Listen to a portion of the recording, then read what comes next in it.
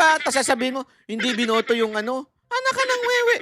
Hindi pamumulitik ang problema. Ang problema, ikaw. Wala kang political will. Mahina kang nilalang. At patutunayan natin ngayon na isa kang mahinang nilalang na naman. Oh, bakit? Pinaresign niya. Pinaresign niya ang lahat ng sekretary niya. O, di ba? Nag-resign silang lahat. O, yung mga media naman, tuwan-tuwa. Magbabago na ang Pilipinas. Aayusin na ni Marcos. Palakpakan. Palakpakan. Lahat ng mga senador, pinuri siya, sinabing, oh, kita nyo na, seryoso ang Pangulo, ayusin ang Pilipinas. Palakpakan! After one day, panoorin nyo ang nangyari after one day, ha? O, narito ang Balitang Pinoy TV. At eto na nga, pag-usapan na po natin ang mga may init na issue. Alam nyo, ito mga nakaraang araw, talagang trending na trending yung pagpaparesign ni Marcos sa lahat ng kanyang cabinet secretary, di ba? At alam naman po natin ang dahilan yan. Ang dahilan po niyan ay natalo po kasi talaga ang kandidato ni Marcos sa nakaraang eleksyon. At kung mapapansin nyo, kasi baka sabihin, panalo naman yung ilang alyansa. Hindi po. Kahit nga po, napakinggan ko po si Erwin Tulfo, kahit nga po siya aminado kasi ang Tulfo na po yan. Nandyan si Marcos o wala, they can stand on their own. Una-una, nandun pa yung kapatid niya, di ba? Pangalawa, si Soto at saka ito si Lacson, talaga namang veteranong mga senador na may recall na ho dyan, ika nga. May recall na ho dyan at alam naman natin na they can stand on their own. As a matter of fact, they even run for president and vice president ng nakarang 2022 presidential election. So, sino na lang? Si Lapid, ano na talaga yan? Institusyon na yan sa... Hindi ko nga alam ba't yung binoboto yan Ibig sabihin, hindi niya kailangan ng tulong ni Marcos para manalo. Kaya niya manalo kahit wala yon. Dahil gumagawa siya ng TV series. Mali. So, sino talaga ang masasabi mong pag nanalo, kanya? Siyempre, walang iba kung hindi yung mga first-timer na nanggaling sa gabinete niya. Particular na po dyan, si Abalos. Abalos is the main key para sabihin nating maganda ang nagawa ng Presidente Marcos sa paningin ng tao kung napanalo si Abalos. Hindi, olat. Malayo. Mantakin mo, mayat mayan, parang multo yan na nasa paligid mo. Yung tarpaulin niya, commercial niya, lahat nandun sa social media, pero olat pa rin. Isa lang ibig sabihin nun, ayaw ng mga Pilipino ang kandidato ni Marcos. Sino pa? Si Abby Binay. Olat din. Mismong yung kanyang ikinampanya na si Pamba yun, olat din. So wala. Simpleng-simple lang, wala hong impact na si Marcos sa mga Pilipino. Ayaw na ng Pilipino talaga sa Marcos. Bigyan ko pa kayo ng isang example, yung absentee voting, yung local absentee voting. Ano yung ibig sabihin nun? Yung mga uniform personnel na bumoto na mas maaga kasi nga po dahil kailangan nila magbantay. Yung mga pulis, sundalo, at saka mga teacher. Diba ho? At ilang media. Pero, mga kababayan, dito, talagang sampal sa muka ni Marcos ho ito. Yung absentee voting, sampal po, mantakin mo yung sarili mong sundalo, yung sarili mong pulis, ayaw sa'yo. Ayaw sa kandidato mo. Ano yun lahat pasok po. Lahat po pasok. Ang alam kong pang 13 lang ata correct me if I'm wrong si Richard Mata kasi ipinasok po nila si Honasan at saka si Kerubin at saka si Busita. Kasi nga, mga pulis po ito. So, mas gusto nila yung kabaro nila. Pero mantakin mo, the rest, pasok. Saan ka nakakita ng ganun? Kung ako yung magre-resign na ako bilang presidente, ultimong kapulisan ko, ultimong kasundaluhan ko, ayaw sa akin. Mahiya ka naman, sir. Mahiya ka. Kung meron ka niyan, mahiya ka naman, Marcos. Ultimong mga sarili mong sundalo. Kakahiya yun, Brad. Kaya yun.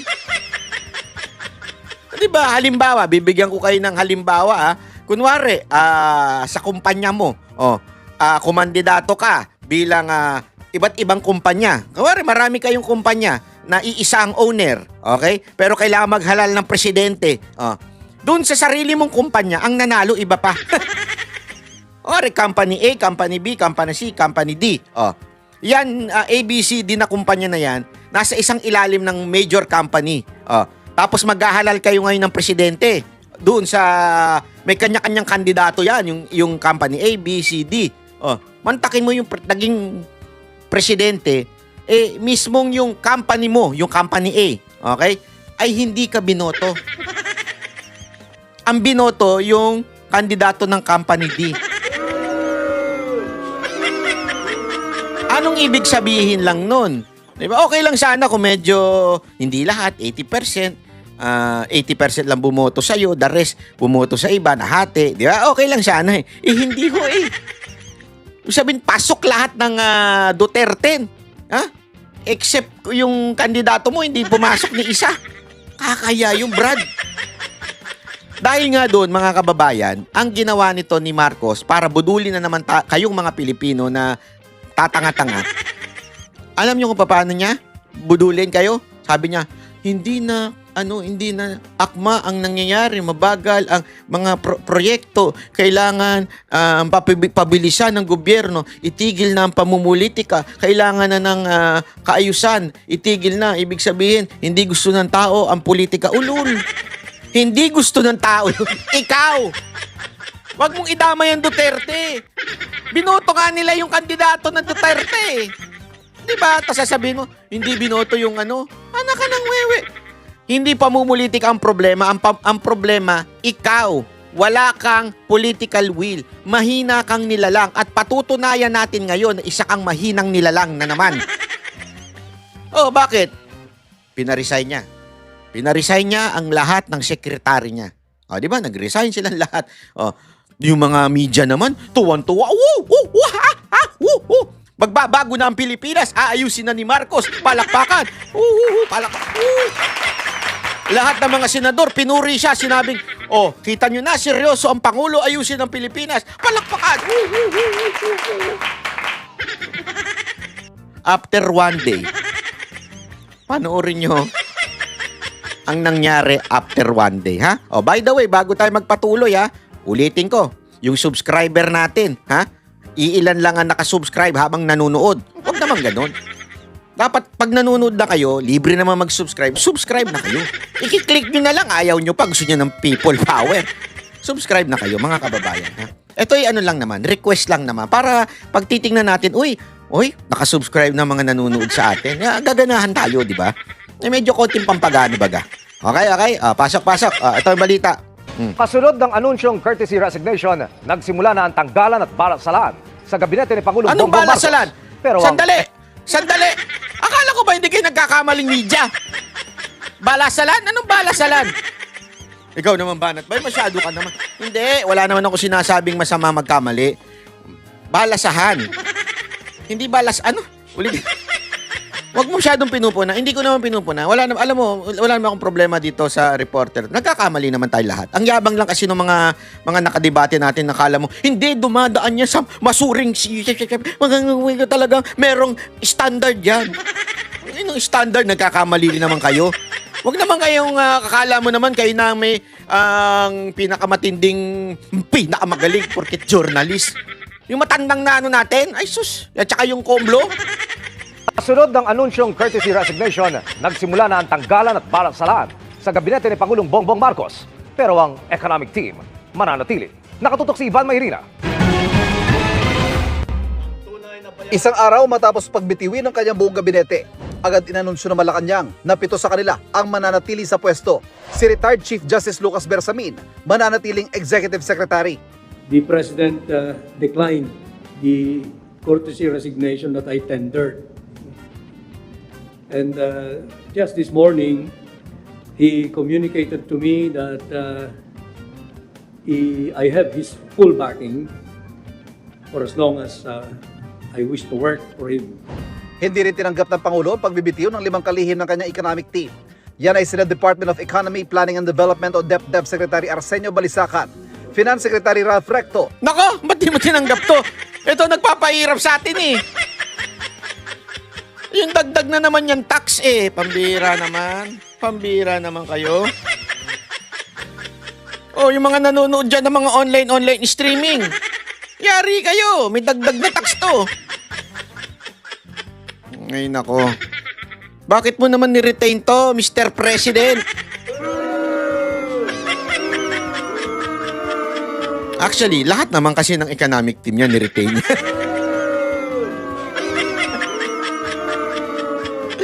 Ewan ko sa'yo, Marcos. Ang dami mong pautot sa buhay. Trade and Industry Secretary Cristina Roque, Budget Secretary Amena Pangandaman, at Special Advisor to the President on Investment and Economic Affairs, Frederick Go. Dahil sa kahalagahan ng economic team sa buhay ng ating bansa, yan po ang unang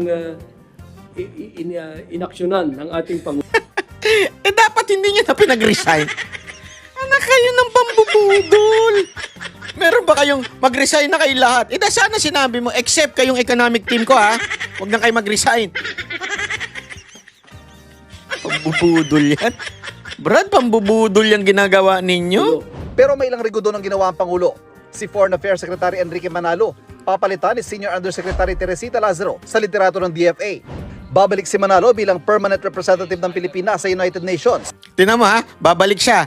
Ibig sabihin, hindi rin siya tinanggal. Bakit siya babalik? Bakit? Kasi may magre-retire. Ang inikot nyo lang eh. Kapalit ni Ambassador Antonio Manuel Agdameo na magre-retiro na. Comedy tong... Ito na nga mga kabalita.